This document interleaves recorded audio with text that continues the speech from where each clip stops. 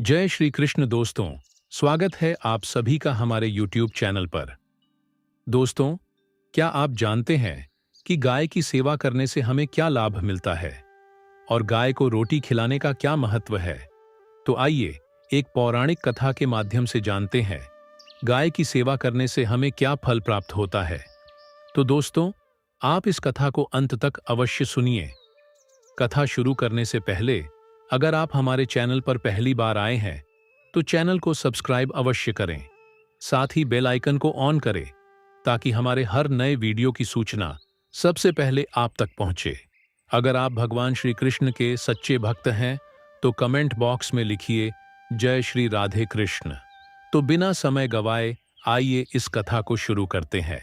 दोस्तों, प्राचीन काल की बात है। एक राज्य में सोमेश्वर नाम के राजा राज्य करते था। महाराज सोमेश्वर धर्म का पालन करने वाले गुणवान, चरित्रवान तथा महापराक्रमी राजा थे। वे हमेशा न्याय और धर्म का पालन करते थे और अपनी प्रजा को सदैव खुश रखते थे। उनकी प्रजा उन्हें बेहद सम्मान देती थी। राजा सोमेश्वर की पत्नी का नाम महारानी भानुमति था। दोनों ही बड़े प्रेम और आनंद के साथ अपना जीवन बिता रहे थे। लेकिन कई वर्ष बीत जाने के बाद भी महारानी भानुमति के गर्भ से कोई संतान नहीं हुई। इस स्थिति ने राजा सोमेश्वर को गहरे विचार में डाल दिया। एक दिन वे एकांत में बैठकर सोचने लगे कि मैंने कभी कोई पाप नहीं किया, मैंने किसी का कभी अहित नहीं किया, मैंने हमेशा धर्म के मार्ग पर चलकर ही जीवन जिया है। फिर ऐसा कौन सा दोष है जिसकी वजह से मुझे संतान का सुख प्राप्त नहीं हो रहा है? यह सोचकर वे बहुत चिंतित और दुखी हो गए। दोस्तों, फिर राजा सोमेश्वर के मन में एक विचार आया कि उनकी इस समस्या का समाधान केवल गुरु वशिष्ठ ही कर सकते हैं। वे ही उन्हें पुत्र प्राप्ति का उपाय बता सकते हैं। इतना सोचकर महाराज सोमेश्वर अपनी पत्नी भानुमति के साथ गुरु वशिष्ठ जी के आश्रम की ओर चल पड़े। आश्रम में पहुंचकर उन्होंने देखा कि गुरु वशिष्ठ जी अपने नित्य कर्म और ध्यान समाप्त करके विश्राम कर रहे थे। तभी महाराज सोमेश्वर और महारानी भानुमति उनके पास गए और उन्हें प्रणाम किया। गुरु वशिष्ठ जी ने उनका स्वागत किया और बोले, हे राजन, सब कुशल मंगल तो है ना? आप और महारानी का आज अचानक इस वन में मेरी कुटिया में पधारने का क्या प्रयोजन है? एक महान सम्राट को अपना राजपाट छोड़कर वन में आने का क्या कारण है? सूर्यवंश के सभी राजा प्रायः अपना राजपाट पुत्रों को सौंपकर तपस्या के लिए वन में आते हैं, किंतु आप अभी युवा हैं। आपने अभी अभी राज्य का कार्यभार संभाला है और आपको पुत्र भी नहीं हुआ है। फिर ऐसा क्या हुआ कि आप अपना राजपाट छोड़कर यहां चले आए? यह तो आपके जैसे महापराक्रमी राजा को शोभा नहीं देता। तब महाराज सोमेश्वर कहते हैं, हे गुरुदेव, मैं यहां तपस्या करने के लिए नहीं आया हूं। मैं आपके पास अपनी समस्या का समाधान जानने और सहायता मांगने के उद्देश्य से आया हूं। कृपया आप मेरी सहायता कीजिए, मैं गहरे दुख में हूं। फिर गुरु वशिष्ठ जी कहते हैं, हे राजन, आप जैसे महापराक्रमी सम्राट को भला किस बात की सहायता चाहिए? आप तो स्वयं सभी की रक्षा और सहायता करने में सक्षम हैं। ऐसा क्या हुआ है जो आपको इतना व्यथित कर रहा है? तब महाराज सोमेश्वर कहते हैं, हे गुरुदेव, मैं यह जानने के लिए आपके पास आया हूं कि किस दोष के कारण अब तक मुझे संतान सुख प्राप्त नहीं हुआ है। कृपया आप अपनी दिव्य दृष्टि से मेरे दोष को पहचानें और उस दोष के निवारण के लिए उपाय भी अवश्य बताएं। पुत्र के बिना मेरा जीवन व्यर्थ हो जाएगा, मुझे शांति नहीं मिलेगी। तब गुरु वशिष्ठ जी कहते हैं, हे राजन, यह तो आश्चर्य की बात है। आप निश्चिंत रहे, मैं आपकी सहायता अवश्य करूंगा। दोस्तों, फिर गुरु वशिष्ठ जी अपनी दिव्य दृष्टि से महाराज सोमेश्वर के भूतकाल को देखने लगते हैं। तब उन्हें अपनी दिव्य दृष्टि से राजा सोमेश्वर की एक भूल के बारे में पता चलता है। तब गुरु वशिष्ठ जी राजा से कहते हैं, हे राजन, आपसे एक गंभीर भूल हुई है जिसका आपको आभास भी नहीं है। जब आप एक युद्ध में विजय प्राप्त कर लौट रहे थे, उस समय मार्ग में एक वृक्ष के नीचे खड़ी गाय और उसके बछड़े को आपने अनदेखा कर दिया था। वे दोनों अत्यंत भूखे और कष्ट में थे। न आपने उस गाय को देखा, न ही उन्हें भोजन कराया। उस गाय ने आपसे सहायता के लिए पुकार भी लगाई थी, किंतु आप अपनी प्रसन्नता में इतने मग्न थे कि उसकी पुकार सुन ही नहीं सके। वह गाय कोई और नहीं, माता कामधेनु थी। आपकी कृतज्ञता को देखकर वह गाय अत्यंत दुखी हुई और उसने आपको श्राप दे दिया। गुरु वशिष्ठ जी आगे कहते हैं, हे राजन, जो मनुष्य गाय को कष्ट में देखकर भी उसकी सहायता नहीं करता और भूखी गौमाता को भोजन नहीं कराता, वह महापाप का भागी बनता है। उसी गाय के श्राप के कारण आपको संतान प्राप्ति का सुख नहीं मिल रहा है। दोस्तों, इस प्रकार गुरु वशिष्ठ जी ने राजा सोमेश्वर को उनके दोष के बारे में बता दिया। गुरु वशिष्ठ जी की बातें सुनकर राजा सोमेश्वर का हृदय भारी हो गया। वे अत्यंत दुखी हो गए और पश्चाताप करते हुए कहने लगे, हे गुरुदेव, ये मैंने क्या कर दिया? मैंने बहुत बड़ी भूल कर दी। मेरी इस मूर्खता और लापरवाही के कारण एक निर्दोष गाय और उसका कोमल बछड़ा इतना कष्ट सहन करने को मजबूर हुए। मुझे तो अब राजा बने रहने का भी अधिकार नहीं है। महाराज गुरु वशिष्ठ जी से आगे कहते हैं, गुरुदेव, मैं अपनी इस भूल को सुधारना चाहता हूं। कृपया मुझे कोई ऐसा उपाय बताइए जिससे मैं इस घोर पाप से मुक्त हो सकूं। मेरा अपराध क्षमा योग्य नहीं है, किंतु फिर भी मैं प्रायश्चित करना चाहता हूं। फिर गुरु वशिष्ठ जी कहते हैं, हे राजन, आप दुखी ना हो। इस दोष से मुक्ति का उपाय अवश्य है। आप मेरे आश्रम में रहने वाली नंदिनी नामक गाय की सेवा करिए। यह गाय उसी कामधेनु गाय की पुत्री है जिसकी आपने उपेक्षा की थी। आप और आपकी पत्नी मिलकर इसकी सेवा और आराधना करिए। यह गाय प्रसन्न होकर निश्चित ही आपको पुत्र प्रदान करेंगी। तभी आश्रम के द्वार से नंदिनी गाय प्रवेश करती है।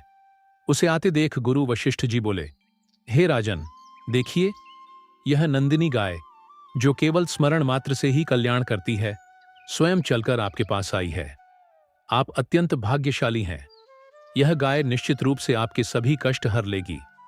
अब आप वन में इस नंदिनी गाय के पीछे पीछे चलकर इसकी सेवा करिए, जंगल में रहने वाले हिंसक पशुओं से इसकी रक्षा करिए और आश्रम में लौट आने पर महारानी भानुमति इसकी सेवा करें।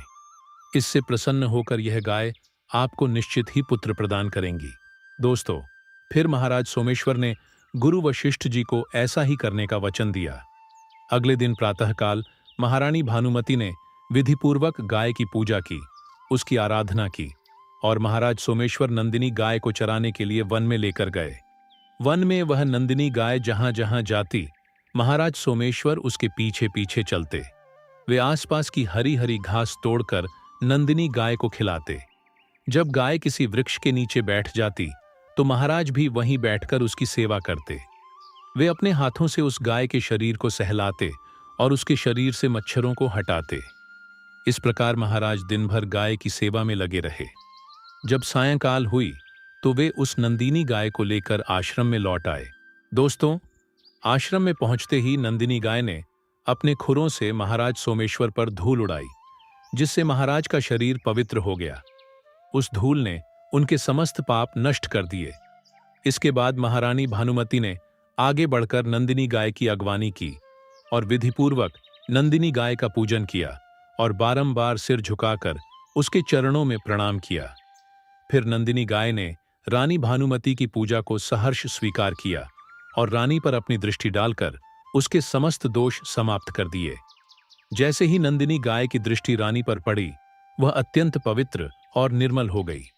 इस प्रकार से महाराज सोमेश्वर और रानी भानुमति को उस नंदिनी गाय की सेवा करते हुए 20 दिन बीत गए। फिर 21वें दिन जब वे गाय को लेकर वन की ओर निकले तो नंदिनी गाय चलते चलते एक घने जंगल में पहुंच गई। महाराज भी उसके पीछे पीछे वहां तक चले गए। वहां महाराज उस वन की सुंदरता को निहार रहे थे। तभी अचानक एक भयंकर शेर ने आकर नंदिनी गाय को दबोच लिया। राजा सोमेश्वर को उस शेर के आने की आहट तक नहीं हुई। उस शेर के चंगुल में फंसी नंदिनी गाय ने दयनीय स्वर में बड़े जोर से महाराज को पुकारा, हे महाराज, मेरी रक्षा कीजिए। हे महाराज, मेरी रक्षा कीजिए। जैसे ही राजा ने उस नंदिनी गाय की करुण पुकार सुनी, वे तुरंत सतर्क हो गए। उन्होंने देखा कि एक विशाल और भयानक शेर ने नंदिनी गाय को अपने पंजों में जकड़ रखा है। गाय की आंखों से बहते आंसुओं की धारा को देखकर राजा सोमेश्वर का हृदय द्रवित हो उठा। राजा ने तुरंत अपना बाण निकाला और उसे धनुष पर चढ़ाकर शेर पर प्रहार करने के लिए प्रत्यंचा खींची। तभी उस शेर ने महाराज की ओर घूर कर देखा। उसकी दृष्टि पड़ते ही राजा का शरीर एकदम से स्तब्ध हो गया। उनकी शक्ति क्षीण हो गई और उनका सारा बल मानो नष्ट हो गया। अब उनके हाथों से बाण छोड़ने तक की ताकत नहीं बची। तभी वह शेर राजा से कहने लगा, हे राजन, मुझ पर प्रहार करना तुम्हारे सामर्थ्य से परे है, क्योंकि भगवान शिव जी स्वयं मेरी पीठ पर पैर रखकर नंदी पर सवार होते हैं। इसीलिए तुम मुझे मारने की चेष्टा मत करो और यहां से लौट जाओ। इस गाय को विधाता ने आज मेरे भोजन के रूप में निर्धारित किया है, तुम इसमें हस्तक्षेप मत करो। दोस्तों, फिर राजा सोमेश्वर ने उस शेर से विनम्रता से कहा, हे मृगराज, मैं आपसे प्रार्थना करता हूं कि इस गाय को कृपया ना मारे। यह ऋषि वशिष्ठ जी की संपूर्ण मनोरथ को पूर्ण करने वाली नंदिनी गाय है। इस पवित्र गाय की हत्या करने से आपको घोर पाप लगेगा। गुरु वशिष्ठ जी ने मुझे इस गाय की रक्षा और सेवा का आदेश दिया है। इस गाय का एक छोटा सा बछड़ा भी है जो घर पर इसकी प्रतीक्षा कर रहा है। मैं इसे आपके हाथों मरने के लिए नहीं छोड़ सकता। आप भगवान शिव जी के सेवक हैं और आपकी शक्ति मुझसे कहीं अधिक है। इसलिए आपके हाथ से इस गाय को छुड़ाना मेरे लिए असंभव है। इसलिए हे मृगराज, मैं आपसे निवेदन करता हूं कि इस गाय को जीवन दान दे। इसके बदले मैं अपना शरीर आपको समर्पित करता हूं। मेरी शरीर से आपकी भूख भी शांत हो जाएगी और इस गाय की रक्षा भी होगी और मेरे वचन का पालन भी हो जाएगा। साथ ही गौ रक्षा के लिए अपने प्राण त्यागने से मुझे उत्तम गति की प्राप्ति होगी। इतना कहकर राजा सोमेश्वर हाथ जोड़कर उस शेर के समक्ष बैठ गए और अपनी आंखें बंद कर ली। दोस्तों, फिर अचानक से उस राजा के कानों में दिव्य स्वर पड़े, उठो पुत्र, मैं तुम्हारी सेवा और समर्पण से अत्यंत प्रसन्न हूं। राजा ने जैसे ही अपनी आंखें खोलीं तो उन्होंने देखा कि गाय सुरक्षित खड़ी है और वह शेर कहीं दिखाई नहीं दे रहा था। तभी वह नंदिनी गाय राजा से कहने लगी, हे राजन, मैंने ही तुम्हारी परीक्षा लेने के लिए माया से शेर का रूप धारण किया था। मेरी शक्ति इतनी है कि यमराज भी मुझे पकड़ने की हिम्मत नहीं कर सकते। मेरी रक्षा के लिए तुम अपने प्राण देने के लिए तक तैयार थे और तुम्हारी यह निष्ठा और सेवा ने मुझे अत्यंत प्रसन्न कर दिया है। अब तुम मुझसे कोई भी वरदान मांगो, जो भी तुम्हारी मनोकामना है मैं उसे अवश्य ही पूर्ण करूंगी। तब राजा सोमेश्वर नंदिनी गाय से कहते हैं, हे माता, आप मेरे मन की इच्छा भलीभांति जानती है। मेरी एकमात्र कामना है कि आप मुझे एक पुत्र का वरदान दे। तब नंदिनी गाय ने मुस्कुराते हुए कहा, हे राजन, तुम पत्तों के द्रोण में मेरा दूध लेकर उसका पान करो। इससे तुम्हें अत्यंत बुद्धिमान, गुणवान और पराक्रमी पुत्र की प्राप्ति होगी।